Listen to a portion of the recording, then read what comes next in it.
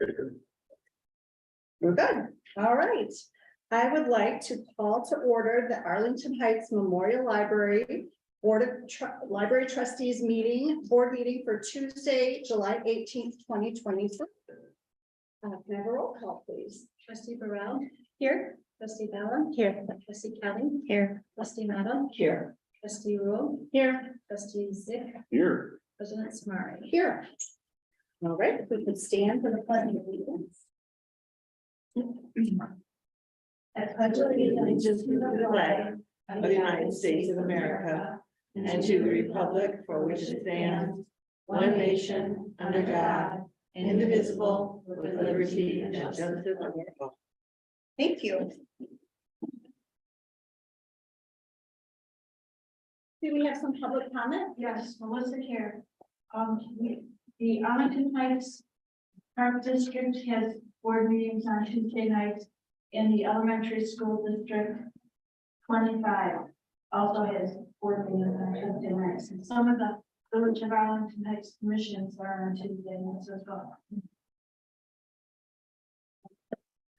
Thank you. Okay, do we have some liaison reports? No liaison reports. Both the Friends and Foundation are on summer hiatus. Nice. I did notice I'm sure everyone saw in the Daily Herald, they did a nice article that I'm assuming we submitted on the 2 scholarship winners, and there was a picture, and it was a very nice article. All right. Action item number 1. Could I have a motion regarding the minutes of the regular meeting of the Board of Library Trustees on Tuesday, June 20th, 2023? Are there any comments or corrections? Well, I still move. Boy, I haven't read these in a long time. I still move to approve the vote minutes. I'll second. All right, can we have a roll call, please? Trustee Burrell, Yes. trustee Bella, Yes. trustee Kelly, Aye. trustee Madden, Yes. trustee Rule, trustee Zick, Yes. president Samari. Aye. Great. Next on our agenda, our approval of trustee expenditures. Trustee Bella and I both attended the American Library Association Annual Conference in Chicago. So I will sit out this resolution, and if there's discussion or if someone wants to make a motion. Just a point of clarification, I believe it was trustee Brown. Yeah. Oh, did I- did I- Me, you gave me credit, I'm not able to Trustee go. Burrell, So sorry. just for Yeah. clarification, but yes, so therefore, I guess I move that the Board of Trustees approves the reimbursement to trustee Burrell for travel expenses in the amount of $23 and to President Samari for travel expenses in the amount of $183.72. Is there a second or A second. comments? Second? Could we have a roll call, please? Trustee Burrell, Abstain. trustee Bella, Yes. trustee Kelly, Aye. trustee Madden, Yes. trustee Rule, trustee Zick, Yes. president Samari. Abstain. Thank you. And I will say that I went 5 days. That one more. There's a difference. Okay. She was very excited. All room. Reviewing the financial report for the period ending June 30th. Item number 3. Okay. Our real estate tax revenue totaled $91,131.78 for the month of June. The library did not receive any personal property replacement taxes this month. Our copier printer revenue totaled $4,214.01. Our meeting room fees were $100. Lost item charges totaled $916.06. June interest income was $39,916.28. And our interest collected continues to trend higher than expected due to the favorable market conditions as compared to last year. Donations totaled $70.92. We did not have any reimbursements from the Friends of Foundation this month. Other income was $1,488.47. Revenue collected for vehicle stickers totaled $479. That is a new monthly record as noted in the director's report. Our makerspace miscellaneous revenue was $603.79, and our total revenue collected in June was $138,970.31. On the expense side, 50% of the fiscal year has lapsed, and we have expensed 48% of our total operating budget. The favorable variance to date is $345,347, and 12% of the total annual capital budget has been expensed as of June. As a reminder, our year-to-date numbers contain a $3 million transfer booked in April by the village from the capital fund to the operating fund to replenish pooled cash, which is managed by the village. This happens throughout the year, and the village will typically move money from our money market account. Instead, however, we had excess funds in our capital fund, and funds in the money market account will earn interest if we leave them there. Plus, it can always be transferred over later if we need to for more money for capital expenditures. So there is still $1.6 million in the capital fund, which is more than we expect to need in the short term. Any questions? I have one question regarding this. I just, every month, the interest income is so much more than it was last year, and just year to date significantly higher. So I'm just wondering, how are you gonna deal with that when you come to estimate the budget for next year? The village gives us a number to kind of budget off of. Is that correct? I mean, We budget similar to the village in that we use the year-to-date actual information and they furnish your budget on those impacts. So when we Gonna be a budgeted lot for different. 2023, we're using the previous year, which Right. was really low. And so there's kind of a little bit of a lag when it changes that drastically. But I did confirm again with the village that that's gonna be their process as well. We'll base next year's budget on the actual routine so far. Yeah. Our budget increase next year, expecting to see similar. Okay. And my other question is, I noticed for the Maker Place, we do have a line item for rent revenue, which we haven't had. I'm wondering, are we marketing it specifically for that? Do we have anything booked for the holidays or for the fall? we've had a number of people reach out to us about rentals, but we haven't had anybody commit to it. We've had a couple. We had a private company rent it, and then we had the school district. What's that? What company? I don't remember the name. It's Right. private. It was a private. Sorry. Sorry. Because you said before that. Yeah, and then the school district, one of the school districts reached out to us, which we ended up just partnering with them on an event. But we have had a number of other people reach out to us, just haven't committed to a date Right, yet. and maybe holiday time is an appropriate time for Yeah. something. I was just curious if we've been marketing it specifically for that yet, or we're still kind of. Not specifically, our focus has really been the programming and making sure that we get that culinary programming added on to stuff like that. But I was actually just speaking with Diane, our head of our digital services department, and Mary, our marketing manager, or communications and marketing director. Both of them have said, Diane is working on doing more rental space, and then Mary said, we can support additional advertising for rental as well. We haven't pushed it very much because they were kind of retooling their Right. processes internally, but I feel like we're in a much better. Well, and it feels like a good start would probably be a local business, someone maybe a member of the chamber, or I don't know, that's probably, I would guess, who would try it out first, Right. or someone who's been to an event or whatever, so. Right. Okay, Dana, do you have anything you want to add? No, Okay. some of the conversation we just had recently. Yeah. but we had, like I said, 5 or 6. Yeah. And no one really. has pulled the booked, trigger. yeah, okay. All right, very good, thank you. Does anyone else have any questions? No. Sorry. Yes, I do have, in the same vein as trustee Samari's or President Samari, sorry, a question. Because it seems like we are also trending higher with like the copier printer revenue, like would we also consider like just estimating that higher in future years, especially like meeting rooms now that it's not a pandemic anymore? Yeah. Okay, okay. Perfect, thanks. any other questions? Okay, let us move on to review the check register for the period ending June 30th. Okay, I have a few checks to go over here. On page 2, check 100964 to Rails in the amount of $14,326. That is a prepaid portion. It's 50% of our EBSCO database package running from June 1st through or June through July. Portion relating to the current year can be seen on page 27 as an expenditure. Through EBSCO, we subscribe to a number of online products. We now purchase these tools through Rails, who arranged a discount for member libraries beginning last year. This gives us a lower cost as well as access to additional databases. On page 8, check 100880 to AHML. That's a American Express charge in the amount of $280. That is a monthly cost for registration for the North Suburban Library Peer Hub, which is a facilitated networking group with an attorney present for our HR manager, Lisa Hack. It's a human resource group.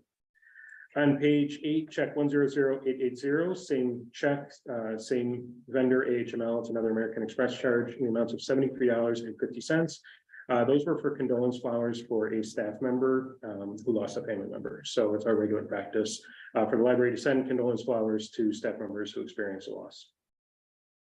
On page 13, check 100926 to Impact Networking in the amount of $1,917.13. That is maintenance on our staff and public copiers in accordance with our contract with Impact. So they manage all of our maintenance and supplies for the copiers. On page 14, check 100983 to Today's Business Solutions in the amount of $3,685.42. This is the 2023 portion of annual hardware and software maintenance and support costs for the PC and paper print management in the public area of the library. This portion relating to 2024 is on page 2 as a prepaid. Then on page 15 and 16, check 100877 and check 100982. That's the Arlington Heights Board and Ted's Auto Repair in the amount of $3,782.33 and $3,350 respectively. So our Ford pickup truck has needed some maintenance. We brought it to the dealership to investigate a check engine light and resolve some issues with the suspension. They found a number of other issues: tire pressure sensor, fuel tank straps, fuel system leak, cracked exhaust manifold, a number of different things. We ended up taking it to Ted's Auto, which is local here, since the truck was not really able to be driven. The truck is driving okay, but still does have a leak, and we are in the process of locating the parts that are needed for it, which are obsolete. So we will return that to Ford to complete that installation. It doesn't like it's time to get rid of it. It is, yeah. Gary and I were just talking about that. We're budgeting for Is that? 10, is it 10 years? It's 2010. Yeah, so 13 years old. So we definitely got our money out of that vehicle, and we have not done there has not been a large number of repairs on that vehicle, but it kind of all came to a head. Being that we use it for a plow truck, it has a lot of salt and snow that it deals with, and so that rust just catches up with us. So we had to put a little bit of money into it, but we are budgeting for a new vehicle. That's the reason why I asked the question, because I figured it was something like that. I'm like, It's gonna start. let's just get. Let's get it. Yep. Page 16, check 100978 to SRC Electric in the amount of $1,022. That was electrical repair to replace and rewire emergency light disconnect. A wire melted in the disconnect for the emergency lights, and a new wire was needed to be pulled, which also required replacement of the disconnect box. On page 27, check 100879 to HML. These are MasterCard charges. There are 3 amounts that were questioned: $10.61, $14.86, and $15.93. Those were various games or applications for our new Oculus Meta Quest 2 virtual reality headset, which replaced the previous version that was no longer working. Because of the cost, many people don't want to buy their own VR headset without experiencing it first. So the studio offers this along with a number of other apps for the device. Chris Smith, our digital media specialist, is going to join us in a little bit. And after my director's report, he's going to give a little demo of the virtual reality. I thought this would be kind of a interesting thing to show. He offered to come and talk about it when he and Tracy were getting information together for this. So figured, why not? Then on page 51, check 100920 to Hobart Service. in the amount of $476.53. That is for dishwasher service. It was a dishwasher service call to address an issue where it was stopping during its cycle. This is for the dishwasher over the Baker Place. We did have a warranty on this appliance, but it expired last year, so. That is everything I had for the check register. Anybody else have any questions? I just want to make a statement, you know, the condolence and flowers, you know, and it's only $73, but it's just I just want to commend, you know, the library for doing that, because I mean, it's a tough time. It's just nice when we're doing that for the staff and for people, you know, when they're going through a hard time. So just thank you for talking about that and bringing that one up, because that's just a really nice thing that we do. I have a question just regarding, like appliances and warranties. Do we have, I know we have a very fancy commercial refrigerator. Do we have like a warranty on that? Or I feel like whenever I buy an appliance, we get an option to extend the warranty. Yeah, I'm gonna let Gary speak. Since the appliances that were donated, Oh, okay. we really didn't get that 5-year service plan option. The compressors, I think, in the refrigeration units will 5 years, but everything else is got warranty. Okay. Thank you. Does anyone else have questions? All right, I would entertain a motion. And I move the approval of the accounts payable check register for the Arlington Heights Memorial Library for June 30th, 2023. Oh, in the amount of, sorry. Saw you pick up, Janice. $1,473,945.25. Is there a second? A second. Could I have a roll call, please? Trustee Burrell, Yes. trustee Dalla, Yes. trustee Kelly, Aye. trustee Nettle, Yes. trustee Rule. Aye. Trustee Zig, Yes. president Samara. Aye. Very good. Okay, the executive director's report. All right, we'll highlight a few things from the director's report. On the first page, the Braille Enhanced Story Walk at Pioneer Park. So this summer's Story Walk included a Braille transcription provided by Youth Services Advisor Brian Kaluga, who also works as a teacher for the visually impaired. The addition makes the Story Walk more accessible and brings more awareness to the blind and visually impaired community. All right, on page 3, our second annual Lit Stroll was a tremendous success and drew even larger crowds than last year. 136 lit lovers visited 3 downtown Arlington Heights venues to hear 3 local authors talk about their work and writing. Tracy Clark, Aaron Cohen, and Renee Rossin were spectacular and very generous with their time. Mago was new this year. Hainani and Arlington Ale House provided excellent settings for each author and were incredibly hospitable. Then June launched the Adult Summer Reading Page Turners program. Customers were able to create an account and complete a bingo card to be entered into a drawing for a gift card to a local business. In June, there were 252 customers registered for the program. As a result of the summer reading challenges, 39 Book Me requests were completed, which is a record high. And on the next page, a couple of our Pride Month programs. We did a Pride pop-up at the farmers market. So our programs and exhibits staff, Nikki Camp and Jay Samala kicked off Pride Month with a June 3rd pop-up event at the farmers market. Library table featured Pride resources and giveaways, an assortment of Pride flags, bracelets, stickers, and more, capturing every age. Then we had a couple of Pride book discussions. The library hosted 2 in-person discussions in June themed around Pride Month. The Read and Reflect discussion was non-binary memoirs of gender and identity and had 10 attendees. This title is a collection of essays that reflect the experiences of 30 different people who identify as non-binary. Our favorite things, Pride Month had 8 attendees. Staff and attendees enthusiastically shared their favorite queer themed books, television shows, and movies. And then Pride Bingo, Pride programming ended with Pride themed bingo night on Friday, June 30th. People love bingo and the group enjoyed Keelan's calls and were very grateful for the prizes. It was a wonderful assortment of LGBTQ+ books, all purchased from LGBTQ owned shops. And then on page 5, I just want to highlight 2 partnerships. We did a partnership program, which was an intro to pickleball with the Park District, which was very successful with 110 people attending. And then we had our village manager join us for a informational event at the library where 64 community members came out. Randy talked for 35 minutes and also had a 20-minute Q&A. And then we had 12 that stuck around afterwards to talk with Randy about specific topics. And then let's see, page 8. Couple things from the Makerspace. Our suburban SketchUp meetup facilitated by our Makerspace advisor, Allie Volz, was a successful inaugural event. It was a full house with 12 participants who gathered at the Makerspace to sketch the park building in Recreation Park. This response was extremely positive, with one participant returning the next day to share her newly created urban sketching kit and plans to sketch in another park. We also have a couple of new kitchen series. Cooking nights inspired by, kicked off with beloved chefs and the recipes. Makerspace culinary advisor Brian Bisagio led a class devoted to Jamie Oliver, an English chef and cookbook author.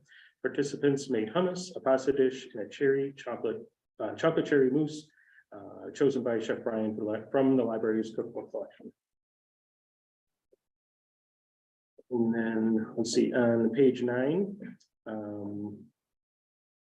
I wanted to just kind of touch base about the culinary classes. So that second paragraph, offering classes to meet demand. While demand for culinary classes remains high, programs and exhibit staff are experimenting with new ways to meet demand. In 2023, waitlists to attend classes have ranged from 4 to 124 people per session. P&E has piloted adding repeat sessions of past classes and offering the spaces to prior waitlist customers. On June 3rd, instructor Shilpi Saxena returned to offer additional series of the Magic of Chickpeas class, a favorite for offering vegetarian-friendly recipes. Then on June 10th, trained barista Nikki Zimmerman returned to the kitchen to teach 2 additional sessions of her popular iced coffee class, offered to those on the wait list from her previous classes. We had 31 participants get in who were unable to get into her April classes. And then we also had a cosplay costume meetup. The Makerplace now hosts a regular cosplay costume making meetup. In June, the library hosted one to help customers prep for FanCon. Our next meetup will be in advance of Halloween. Additionally, Lisa Hale presented at a panel called Showing Your Fandom Through Cosplay at the Elk Grove Library. So as Diane mentioned when she came and presented, if you guys remember that pyramid of getting people engaged with the Makerspace, the lower tiers of that pyramid was getting people, it was that awareness and bringing people in, and they're really trying to bring in those meetups. So it's kind of a community of people that they're trying to build. So you're seeing a couple of those examples here in the director's report this month. Then on page 10, just a couple of staff related items. Congratulations to our communications and marketing team who took home 2 top honors at the PR Exchange Events and Awards Sunday, June 25th during the American Library Association annual conference. The winning entries, both in the print category, were for Teen Book Me genre bookmarks and the 2022 One Book, One Village promotional brochure featuring Clark and Division. They were selected from a field of 215 entries submitted overall in this annual competition of library marketing and creative teams nationwide. So congratulations to our communications marketing team. Then at this year's American Library Association conference, our community engagement liaison, Catalina Shin, showcased her poster titled, is it La Biblioteca or La I'm not even mentioning. Thank you very much. A story of community engagement and targeted outreach for the Hispanic population.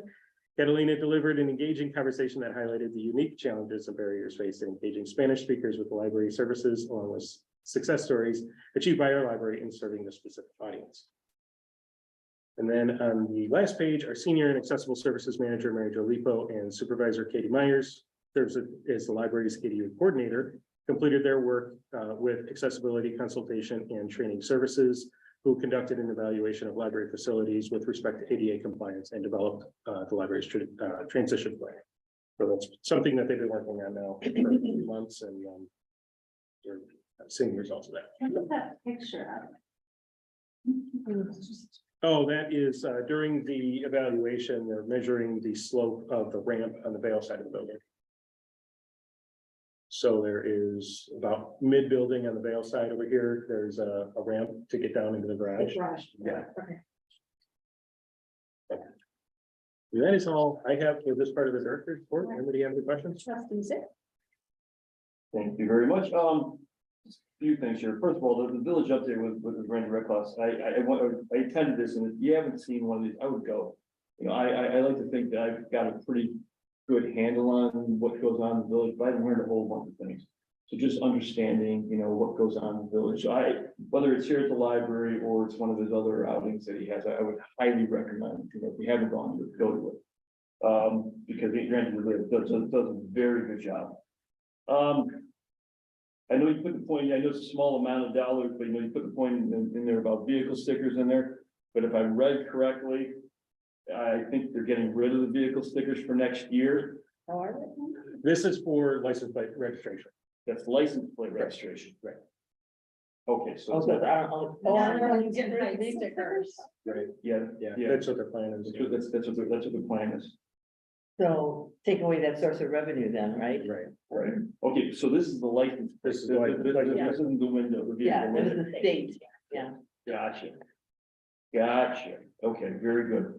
And then I'm just gonna just make a point here, you know, looking on the dashboard here, just looking at the circulation, you know, we're up 3.3%, which doesn't seem like a lot. But I know the first, you know, few years, you know, the I was on the board, you know, it seemed like this number was going down every year. And especially the print one going up to, you know, 3.5% and 59.7% in June. You know, and this isn't going back to COVID time. Obviously, during COVID time, there's reasons on that. So, you know, I know was it in here or was it the other one that you were talking about in here, the placement? Yeah, the new staff pick locations, you know, things like that you guys are doing. Just another, you know, commend you guys on what you're doing, because it seems like the library, Carol, you can answer this even better than I can. It seems like the library world it's going down and down more as far as the book circulation and all those type of things over the years. It is. And the fact that we're seeing, you know, growth like that. I mean, we had a little commend bump you guys. this month too, and, yeah, but you know, I compared 11 years and oh my gosh, you know, we really dropped, but you know, we have a much more challenging community for literacy than Arlington Heights. We're a highly educated community, the higher your circulation. Look at Naperville, huge circulation. They usually, be interesting to see if they've hit 2 million again. They usually hit 2 million.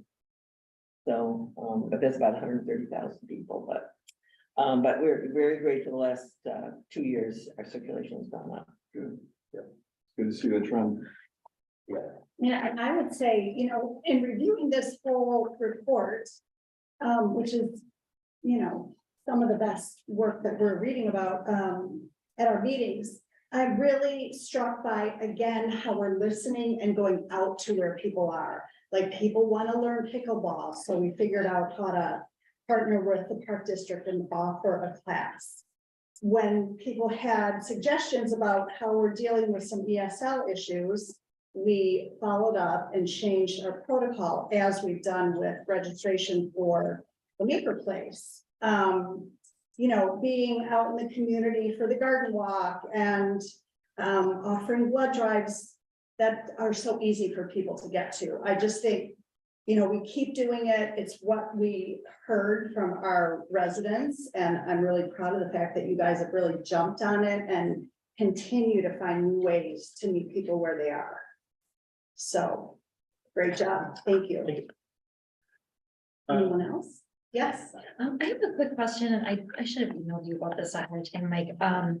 For the total visits, I see that, you know, we're kind of trending up, but it doesn't go back pre-pandemic. Are we kind of like in line with where we were before the pandemic?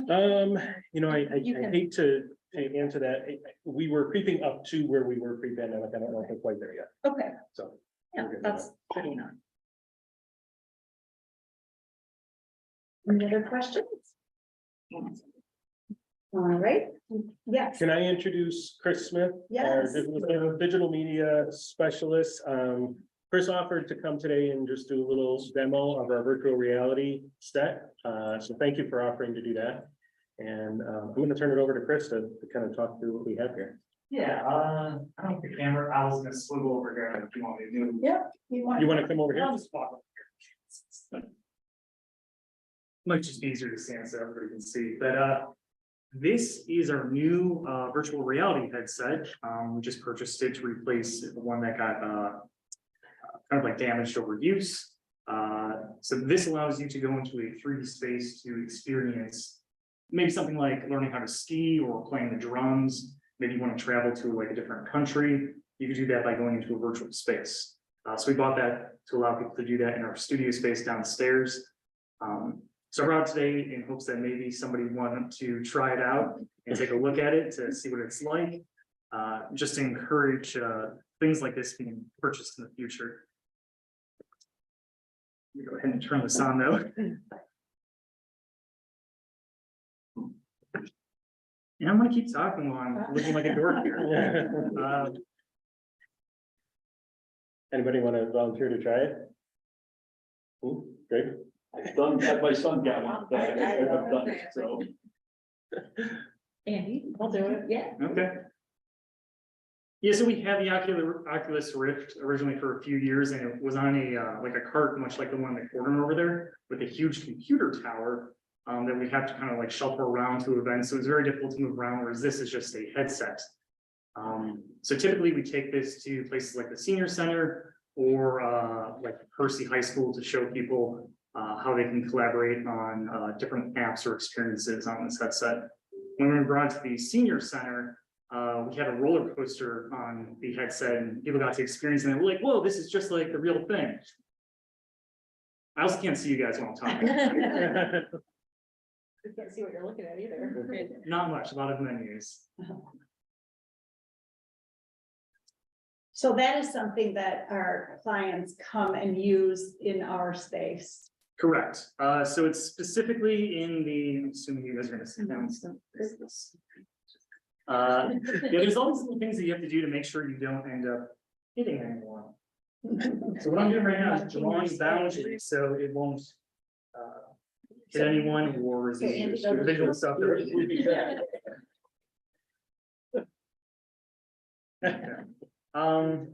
But yeah, this was requested for use by several customers.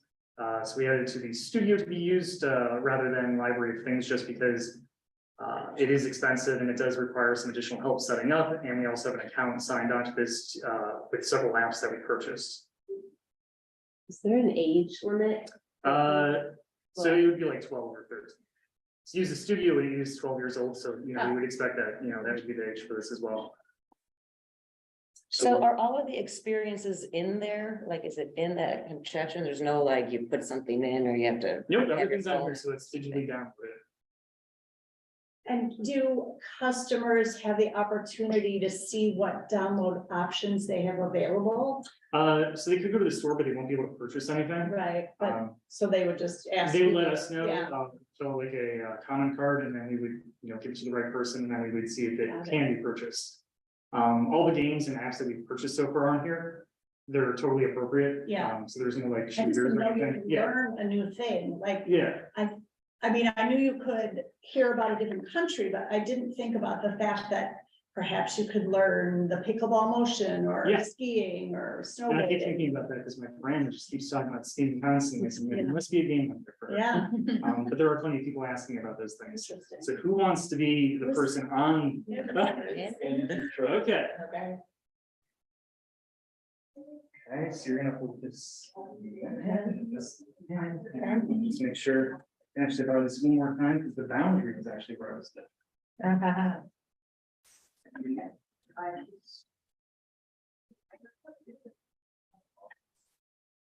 Okay, so I'm gonna hand these back to you. Okay. And I'm just gonna point one thing out to you. So this clicker, and there's one more underneath that you're gonna end up with. So I'm gonna let you kind of like fix this to your face. No, we can't. Yeah. Whoa. You'll just have to be really descriptive. So you're kind of like in an office room, I'm right? in an office. Right, what else do you see? There's a storage cabinet with some stuff on top. Mhm. There's a whiteboard, a door. This is a table, there's a projector, boxes. Another more storage, Okay. books. Do you see like a folder on the table? Book right there. Yep. So you're gonna go ahead and try and move your controllers to touch the folder, and then where you have your fingers here, you're gonna try and click that when you touch the binder, Okay, I put in the corner of the binder. and kind of like wave your hands and move it, like you're opening it. Oh, I'm gonna go over here. Chris is a video taker.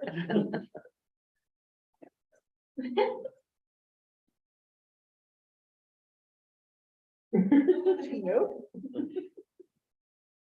I click this stuff. Yeah. There, oh. Okay, I'm gonna open one other app to show you that might be a little bit easier. okay, So I'm gonna go ahead and take the headset off. okay. So there are other headsets that you can get where you can visually see what other people are doing at the same time, or you can pair this up with an iPad to cast it or stream it. So that is an option with this. I'm gonna go ahead and take the other one if you got it.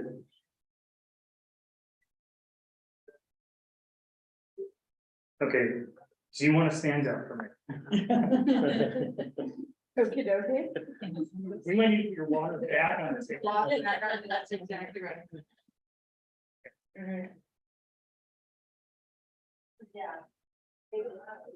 Okay, so What you must- I'm gonna hand it right back to you. So this, you're gonna wave them around like lightsabers. No. Don't worry. See all of you. So, or can you see, go ahead and start forward. Okay. Can you see just the game now? Yes, this is like the gal who does the music thing, and she's like. Well, that's exactly what you're doing. So, do you see them coming at you right now? Well, I see. No, I just see, menu, restart, continue, and I only have one, the red in my left hand Okay, has a beam, but the blue in the right has no beam. this is my entire day, everybody. Tech stuff, so I'm gonna be in the bubble with you. It's gonna be a little weird for a second. Your son's gonna love this, Andy. Yeah. They take you to that. Which one? Well, 12 though. So Yeah, that's- 10-year-old's gonna have to wait. Okay, so. Go ahead and put this back on. Okay. Okay, you're gonna take this one, and you see how the one on your left hand has the light on it? Yes, You're gonna go ahead and point that where it says continue. okay, So go ahead and lift the left one up and point at it, continue. okay, and then play. Yeah, Sorry, it's like a hair. so you're gonna try clicking the clicker where this finger is to click continue. Okay, I did already. You did? Yep, So do you see them coming at you? no, it says practice mode and I hit play maybe? Yeah, go ahead and do that. Okay. So they're gonna come at you and you're moving Yeah. your hands in the direction of the arrows. Like, give it a good wave if you have. Come on. Who are they? Who's in this game? Are like bad people? No, it's just arrows coming at you. Oh. Yeah, this is Beat Saber, so this is good for learning, coordination, movement, and some of the harder levels have a lot of, walls that you have to dodge, so it can be like an exercise thing. And it's so loud, you can't hear it.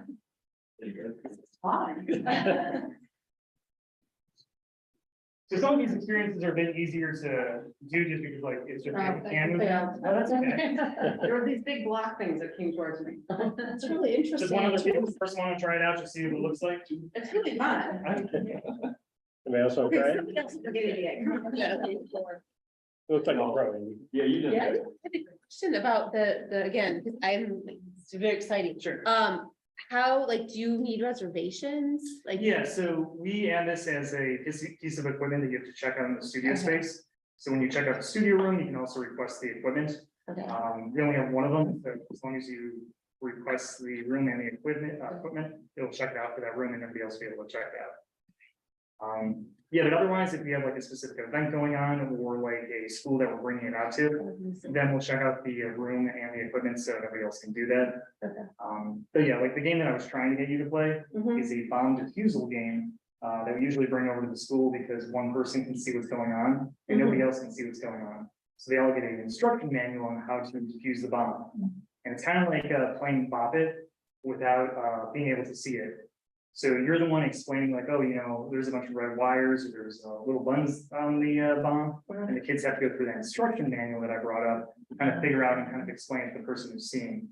Got it. I like team building. Yeah, Yeah. Interesting, Very cool. fun, thank you. Yeah. Very cool. No, we don't have anything good to post. Thank you. Yeah, of course. Thank you very much. Thank you. And thank you, Andy, for being a good sport. You can go back and watch yourself on video. You'll like that. All right, there is no other old business, so moving on to new business, action item number 5. Awarding of Maker Place window replacement project. All right, I'm going to invite Gary Leclerc to come to the table and discuss our project. Put on a headset. So we discussed this at the June committee of the whole meeting. This is for replacement of a portion of the windows over at the Maker Place. We had $50,000 budgeted for the replacement in the 2023 budget. We did go out to bid for this, and I am gonna let Gary kind of take it from there and talk about our bid results and. Okay. We had 20 respondents. Of those, I called 15 of them. It's windows are kind of a weird segment. Our windows in Belmont are not commercial and they're not residential like in your house. I think the reason we only got a couple bids back is I think it's easier. Most of the contractors would be residential who would do that kind of work. And for them, our requirements kind of scared away some of the people, I think, with the insurance, all the other stuff. The bid we did get back, one was from a company who bid on Belmont before the high bid, and then Manuso's. And then the company we got is one of, they're actually gonna put in Marvin windows. They're Marvin Essentials. They're a fiberglass window. They're one of the windows that the architect spec'd.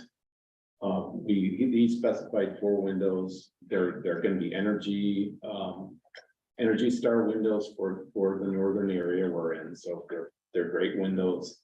Bid result wise, we're doing almost all the windows on the first floor with this project. We're doing 8 windows in the base bid, and we're, with the amount of money we have budgeted, we're able to do another 7. So we're doing 15 windows on the first floor. That's pretty good, I think, with the small amount of bids we got back, but what we got back was really good, so happy about it. How many windows do we have total?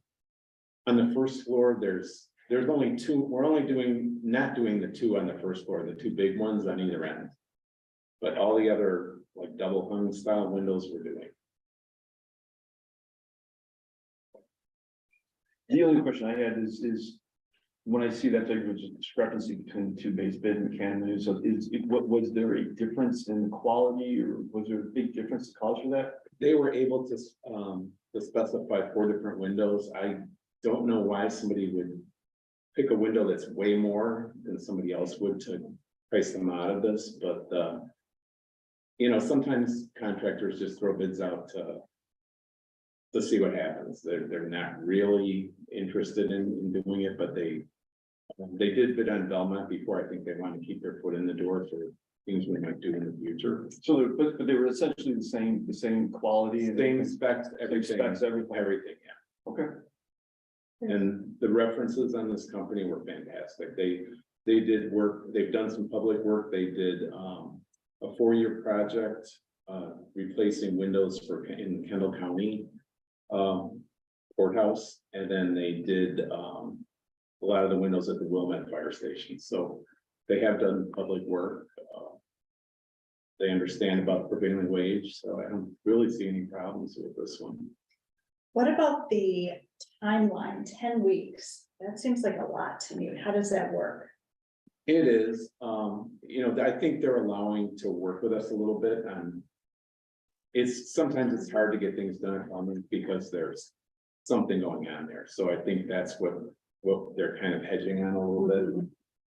But 8 weeks to get the windows is not bad at all. Yeah, that doesn't concern me as much as 10 weeks to complete. I'm just trying to envision having part of the facility closed, or, I mean, remember, we don't have scheduling there on Fridays and Mondays typically. Yeah, I'm envisioning a lot of this stuff get done early. If they're working on a window and we have to plastic something off while they're working, we have probably from the outside in, we're gonna work with them on that. But does that 10 weeks include the 8 weeks to order? It may actually, I can't see this taking 10 whole weeks to put in all these windows. It's like, Makes more sense 2 weeks after. I would think that's more like it, yeah. They get it, yeah. That's more what I'm thinking. Okay. I can do that. Just question on these are for the windows and sometimes there's this trim. Do we have trim on those? And is that anything that we can consider? So the existing trim will stay. I don't know that there's a lot of trim on the outside of Belmont. There's stone coming right up to it. So if anything, there might be caulk on the outside.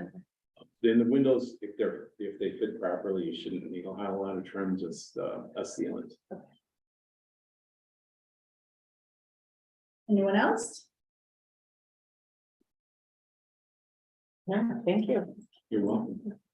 Yeah, I mean, we got a really great bid. I'm so happy we're getting this many windows for that price. That's Yeah, great. that's terrific. All right, I would like to hear a motion. I will move that the Board of Library Trustees accepts the bid for the Maker Place window replacement project from McCann Window and Door in the amount of $23,900 and approves the alternate 7 windows for the kitchen and flex 2 in the amount of $25,900 pending review of the contract.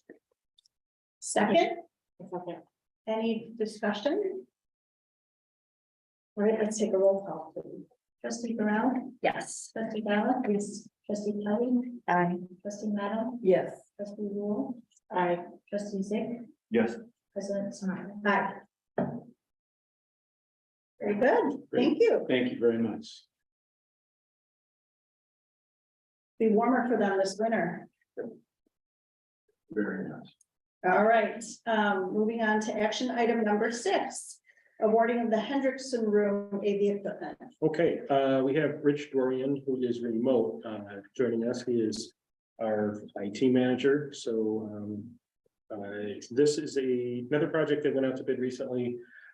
This is for the replacement of the AV system in our Hendrickson room. That system is aging and we are having issues with it. We'd like to move to replace that.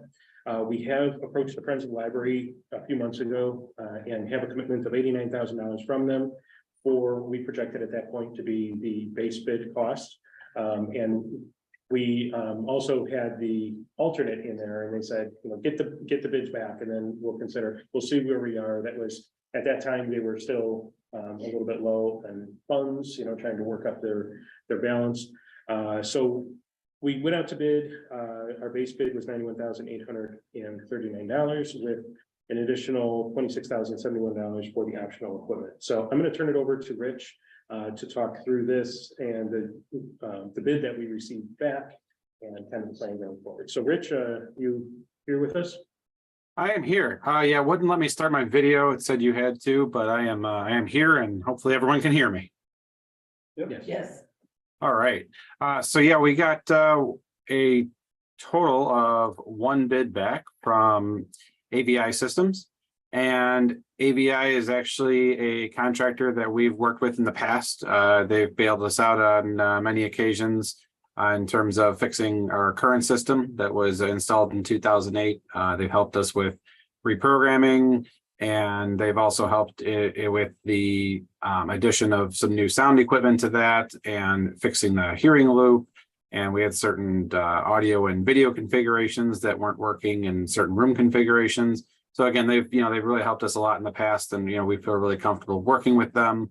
And they were also the ones who helped to create the bid design package. So they did all the engineering assessment of the room, and so they're very familiar with our setup. And I believe they also did the engineering and design package work for us in 2008.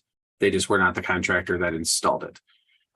So I am very happy to see that they were the ones that responded. You know, would have been nice to see more.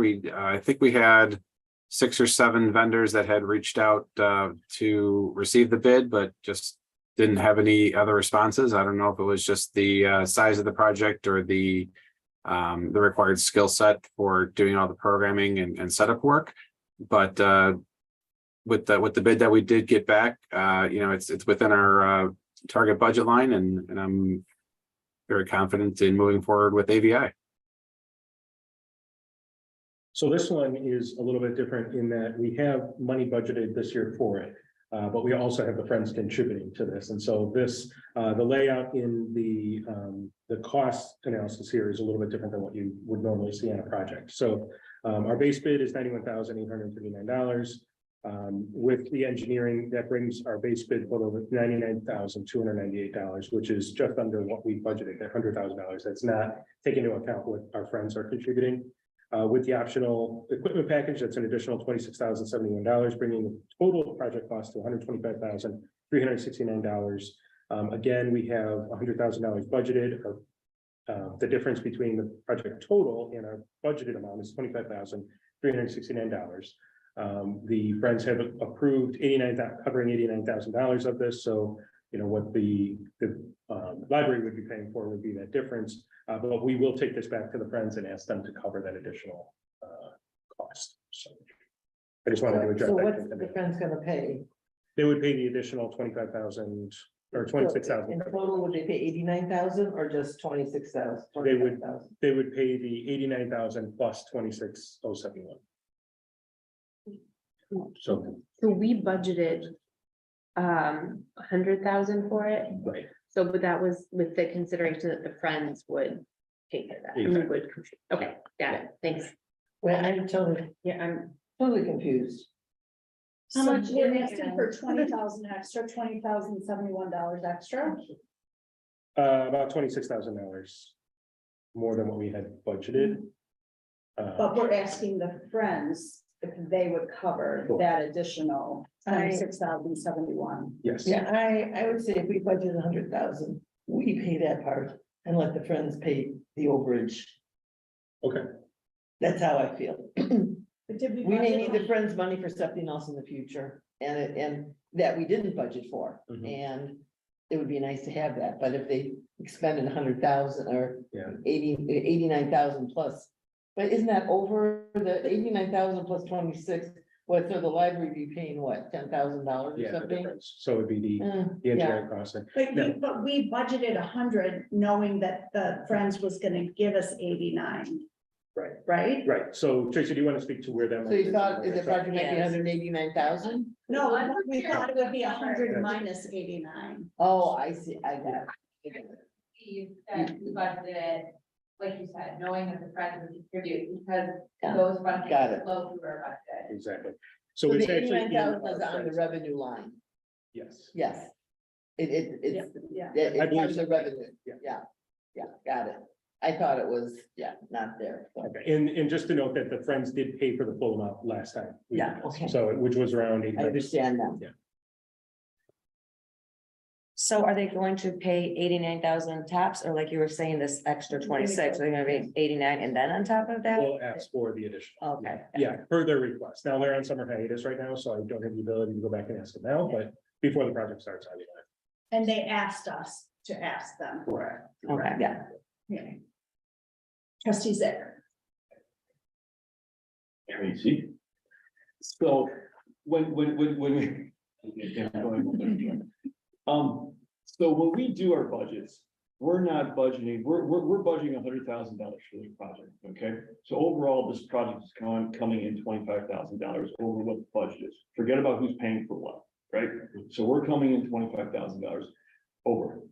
And when we budget it, but when we do our yearly budget, we are budgeting for revenue coming in from Friends. So we're not budgeting for a specific amount going to a specific project. We're budgeting for basically a lump sum that's coming in. Am I stating that correct? Yes, but the way we come up with that lump sum number sometimes is based on information that we think we know, like we were pretty confident they would fund part of this particular project. So the revenue number that we expect in from Friends this year for this is maybe higher than the revenue number we would have had last year, because we knew this was coming up. Okay.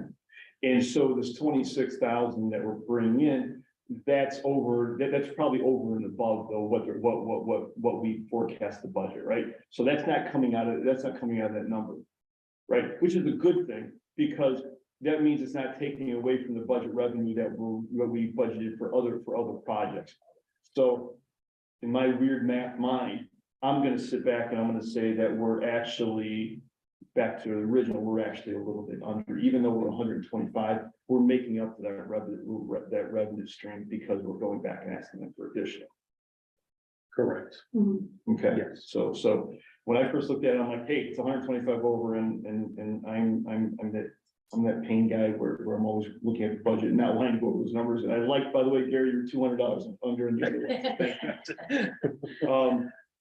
But the fact that this is additional revenue over than what we budgeted for, that smooths it out. And we have a line in there that specifically for this, so it's not like it's just part of our friends, line. We bumped that $100,000 to anticipate this project. Right.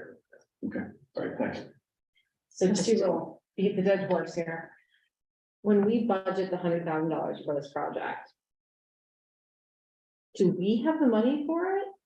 And we're just hoping Friends will also reimburse us and then it just boasts the bottom line, or like when we budget for, I'm just trying to understand the budgeting process. Well, you had talked with them, right? Yes. Yeah. We had, So they- $89,000 for this project. So we budgeted 100, thinking, oh, we'll We pay can 11. come up with the other, But they said if it's more than that, let us come know. back to us. Got it. Okay, and that's how we came up with the 100.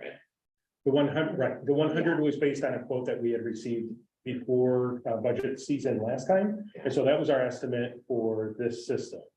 Okay. So that was, kind of our best assumption of it. Yes.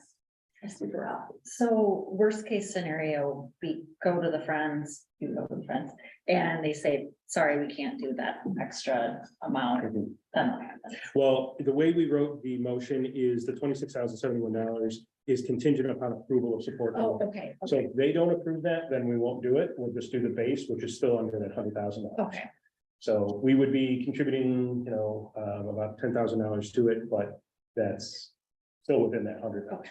So I have a question. So if in some situation they said no, we have made so much more in interest revenue this year than we ever predicted or had any way to predict. Are we able, if we so choose, to move, if we wanted to do it all at once and take $25,000 or $26,000? Yes, if the board feels that that's what they'd like to do, but that's why I wanted to clearly show that if Right. this is $25,369 over what we had budgeted, Correct. to just be Okay. completely transparent on that. So, Yes, so for that 26,000, how are we marking that? Because the budget was already approved, right, for this 100,000, and we already kind of gone over that. But now this is new information, right? Right. Okay, so then how are we going to get that in the budget for this to be able to put that in? Like, are we putting it as revenue? it will show as that line will be over budget by $26,000. $21. But then the revenue from Got the it. Friends will also be over budget Got in it. a positive way, Okay. where our revenue will be higher from Okay. the Friends that we Okay. anticipated. So it's kind of weird with the Friends stuff. Yeah. We have to have it budgeted and then the Friends reimburse us. So it would be on the same, because it would be reflected, it would be an overage and overage. Right. I mean, right, okay. More money going out, but more money. More, yes, okay, that makes sense, got it. Is that, am I describing that Thank correctly? you. Yes, thank you. So how long is their summer hiatus? Like, what is your time frame? I before believe they're back approaching next them? month, Okay, or, yeah, September. so would we have any answers by our next meeting, do you think, or two from them? No, Okay, probably. I have talked with the president, back when they were meeting and, I think that the Friends would be supportive of this, and they've had some successful sales since we first brought this to them. So he did even offer to do like an email thing, but I think given the timeline of the project, I think we're okay to bring it when, Okay. as long as we approve the base bid at least, Right. we can get rolling with AVI and then, you know, that those additional things we could get. Once they approve. How important is the optional equipment? Rich, do you want to speak to that? The streaming? and The alternate equipment? Yeah. So those are including the replacement of the projectors that are currently in the room. The projectors that are in there are fully operational and, you know, we're able to just keep replacing the bulbs on those and they'll pretty much, you know, just keep chugging away. And honestly, they're full 1080p projectors. They still have great images even by today's standards. So, you know, we're basically just, you know, it'll be a nice replacement. You know, we'll get a bit higher resolution on the newer projectors, maybe a little bit brighter. And, you know, of course, newer hardware that, you know, hopefully has less chance of, you know, future failure. But the system that's there, I have, you know, no doubt that it would have, you know, any issue lasting another year or two, if not longer than that. You know, if that's what it took to replace the projectors in the future.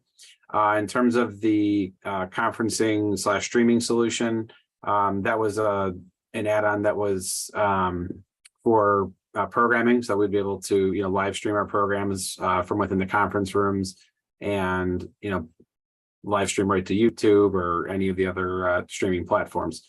So that again is another. It's something that we've been talking about and exploring in the past, but again, if that's something that has to wait, it's not going to be you know, detrimental to any, you know, current services that we have. You know, might just push back the time frame for, you know, doing any sort of live streaming events such as those. Well, I'm thinking the opposite way. You may not be able to wait. You know, we had a projector go out. We didn't count on it. You know, it took it out for a week. We had to bring in a portable, etc. So I would be all for, if the Friends don't fund it, we fund it. Because I think we should go ahead with this. I think this is, the projectors are critical and you just don't know. We replace bulbs too, and then one day just went, you know, in our big meeting room, and it was problematic for until, you know, we could get a new one. Order it and get it installed. That's helpful. I also think that the video streaming is really helpful. I think people kind of come to expect it. And if we could do some events in there Definitely. and have streaming capability, I think that would really add to our, you know, capabilities and different kind of events that we could have in there. Yeah, that really came out of the discussion about doing more hybrid programming and, you know, the conversations that we've had and our programming departments had, and building that right into the system. Really. Yeah. Trustees. Yeah, sorry, another question I forgot to ask. Rich started off with a bang saying that we got 5 or 6 people to call about it, but we only got one bid. That always bothers me when we're making a decision based on only one bid. Did you reach out to any of these other companies to see why they wouldn't bid, or what's your thoughts on that? So some of the companies, I didn't have any experience with, and, didn't really know what to expect. I did have one other vendor that actually came out and did a site walk with us, and they seemed very interested. I had a great conversation with them and their AV engineer. And the response that I got from them was just that he was out sick the week the bid packet was due. And the morning, actually about a half hour after we opened the bid packets, they emailed saying, "Hey, when was that bid due?" And I was like, "Well, about a half hour ago." And then they replied like, "Yeah, sorry, we've just been out sick. We did want to bid, but just timeframes didn't line up." In terms of the other vendors, I think one of the companies Mike said he was a little bit familiar with, which was Sound Inc. I believe it was based out of Naperville. And he said it might maybe a little bit too small of a project for them. He said they tend to work on, much bigger installations. So I did reach out to one of their salespeople and, and request them to place a bid, but just never got any more responses out of them. So yeah, I'm not really sure what prevented people from responding, aside from just the one other vendor that just was sick. But AVI, like I said, was really the vendor that I was hoping to get a bid back from, just because of how positive our experience has been. But yeah, it is always nice to have something to compare it to. And how about the timing? So November 27th to December 9th. Have we historically had any big events during that time frame, or is that a pretty quiet time, do you feel? So we actually discussed this with our programs manager and some of the other managers that schedule their events in the Hendrickson room. And this was basically just the agreed upon time where it would be most convenient to shut it down for this amount of time for work. Yeah, I guess this is the lull in the year for in terms of programming. Good, thank you. Mhm. Any other questions? Okay, well, I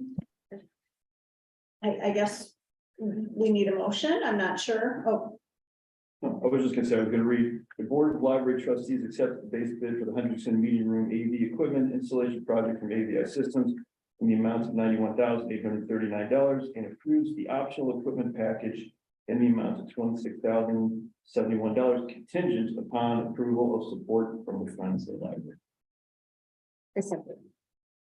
all right, any more discussion? Yes. I just want to be very clear before we vote. So again, if the Friends comes back and says, nope, we can't do that extra amount, we could come back in September or whatever, October, and like redo this coming out of our budget. Yeah, I could bring it back for consideration, or we could build it in the next year's budget, you know, and talk about it through the budget process. Oh, so it doesn't So there have to are- be done at the same It time. would be nice to, but Okay. if not, we could add it on later. It might, price might go up a little bit, but yeah, I could bring it back. Yeah, if the Friends deny it, then I will bring it back. and Okay. Continue the conversation. Thank you. Good. Okay, can I have a roll call, please? Trustee Burrell, Yes. trustee Gala. Yes. Trustee Kelly, Aye. trustee Meadow, Yes. trustee Rule, Aye. trustee Dick, Yes. president Sanders. Aye. All right, thank you. Thank you. Thanks, everyone. Thank Thanks, you. Rich. Have a good night. You too. Thanks, Rich. All right, other. Does anyone have any other? Yes, trustee Rule. I would like to bring up the fact that FanCon was wonderful. My kids had a great time, my husband had a great time. However, they were here 8 minutes after the beginning and all of the spots for D&D were gone. For all age groups, and you guys had only been open for 8 minutes. So the comment had been that we need more D&D, Dungeons and Dragons, if you don't know what D&D is.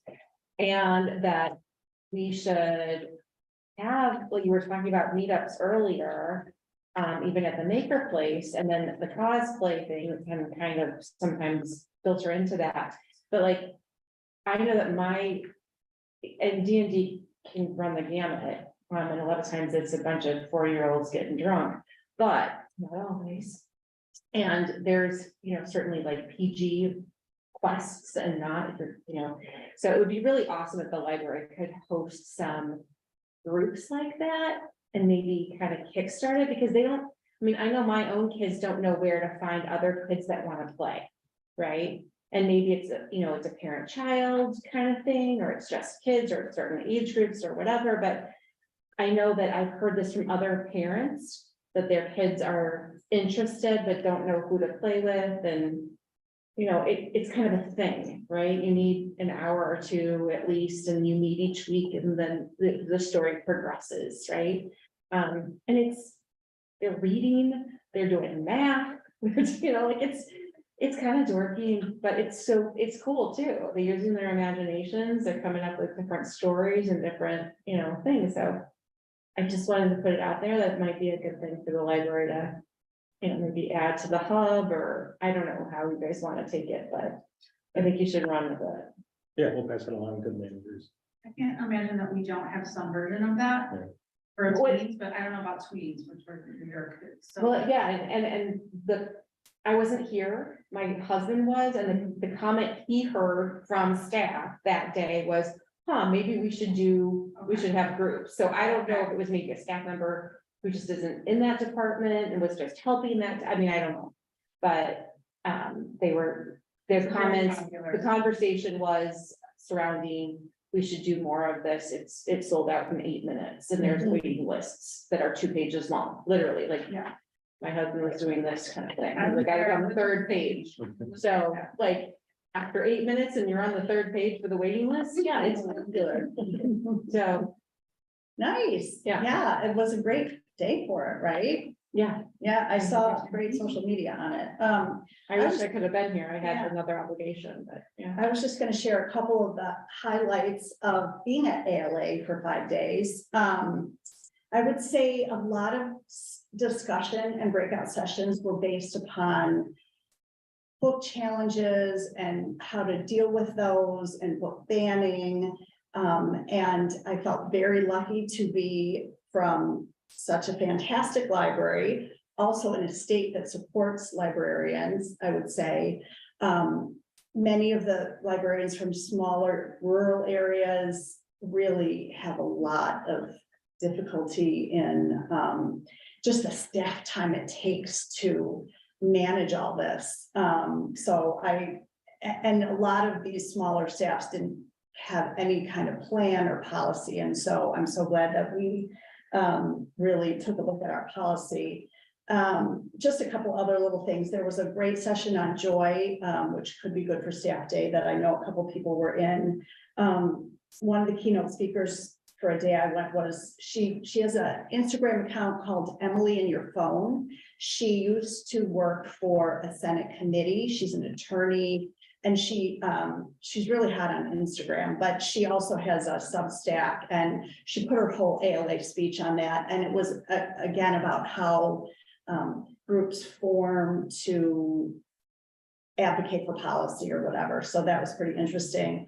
One of the smaller sessions I went to, the author of Braiding Sweetgrass, let another author take over and write a middle school version of the book with sort of a teacher's guide questions. So she was very, very good. I'm sure we'll get a copy of that book when it comes out. And I thought, well, we already picked the original for our One Book, One Village. So I guess in all of the sessions, I really felt like, wow, we're in a very sort of cutting edge, progressive in terms of the programming we offer, just thinking outside the box. And there were, I ran into staff people all week, so that was really terrific. So yay us, and the PR wins and the poster presentation, and yes. Yeah, I just wanted to bring up one thing.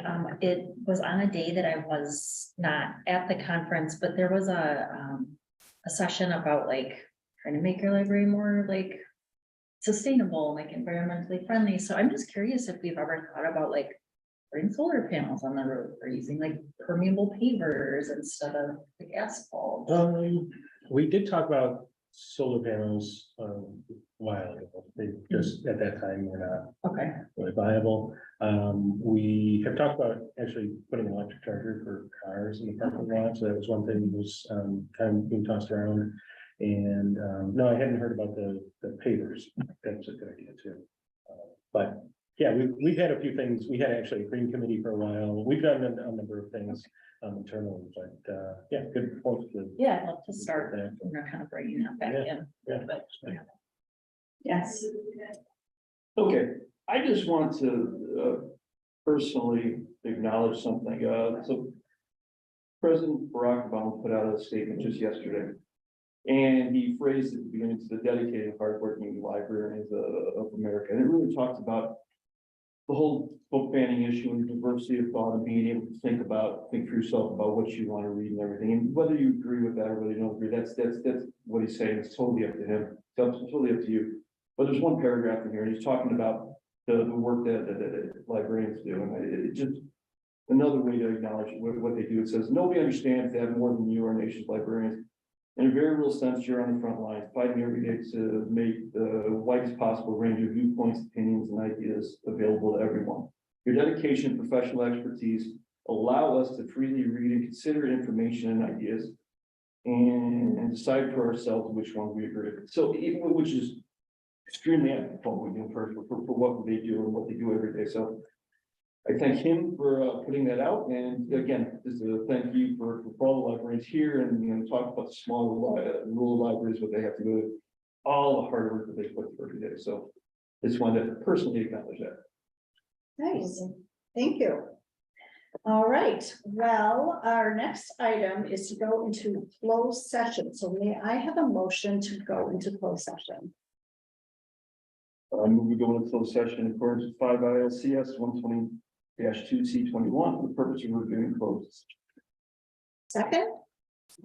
All right, all in favor? Aye.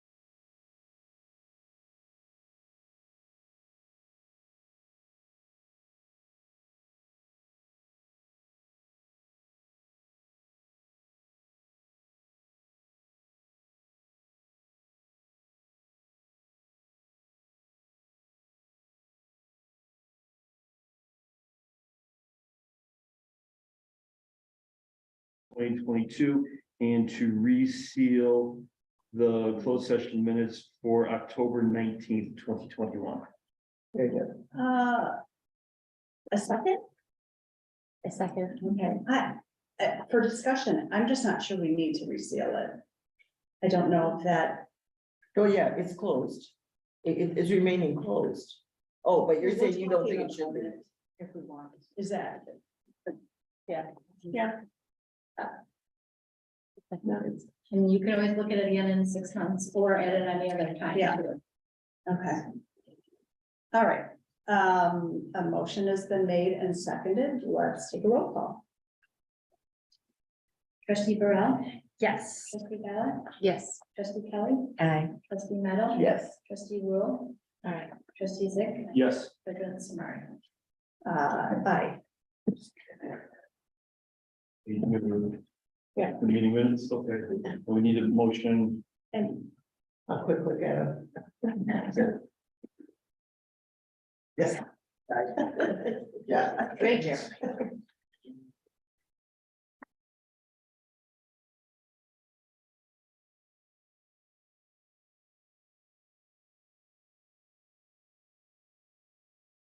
I'll make a motion to approve the closed session minutes for July 18th, 2023. No, second. all right, all in favor? Aye. Any opposed? No. All right, and I will entertain a motion to close our meeting this evening. So moved. All Seconded. in favor? Aye. Aye. Any opposed? No, very good. Can you Thank shred you. this? We use that Okay. chance.